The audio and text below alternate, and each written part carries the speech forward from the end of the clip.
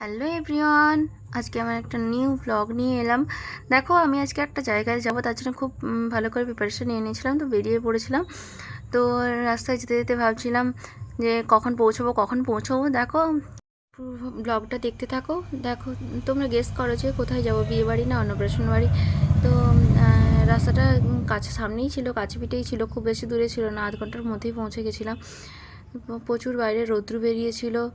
তো তারপর সবাই মিলে দেখো প্রায় চলে এসেছি, এবার নামার পালা। তো অনেকেই এসছে আস্তে আস্তে সব। এবার আমরা চটপট করে নেমে পড়লাম। নেমে আস্তে আস্তে আমরা, এটা একটা গেস্ট হাউস, তো গেস্ট হাউসের ভেতরের দিকে যাওয়ার চেষ্টা করলাম। ভেতরটা খুব সুন্দর করে সাজিয়েছে, বাইরেটা হালকা করে সাজিয়েছে।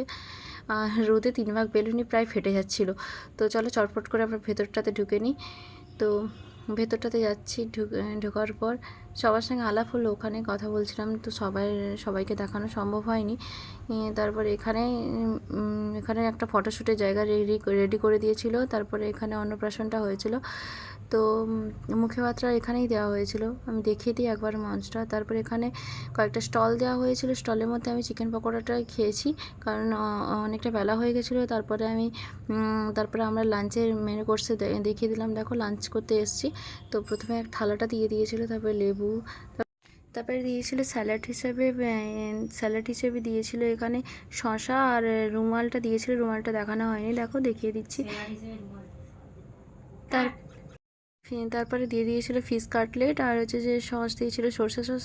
তো ফিশ কাটলেটটা খেয়েছিলাম, ফিশ কাটলেটটা খুব একটা ভালো হয়নি, তো মোটামুটি খেয়েছিলাম। তারপর ফ্রায়েড রাইস দিয়ে দিয়েছিল। তারপরে দেখো, ফ্রায়েড রাইসের পর এটা হচ্ছে যে বাটার চিকেন ছিল।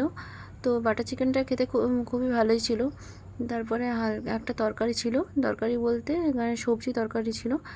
তো তারপরে হচ্ছে যে চলে এলাম, এটা হচ্ছে যে দই কাতলা ছিল।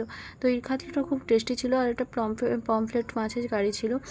আর তারপরে ছিল মটনগুলো খুব ভালো করে সিদ্ধ হয়েছিল, প্রায় সব রান্নাগুলোই খুব ভালো হয়েছিল। তারপরে চাটনি, পায়েস, পাঁপড়, শেষে সন্দেশ ছিল।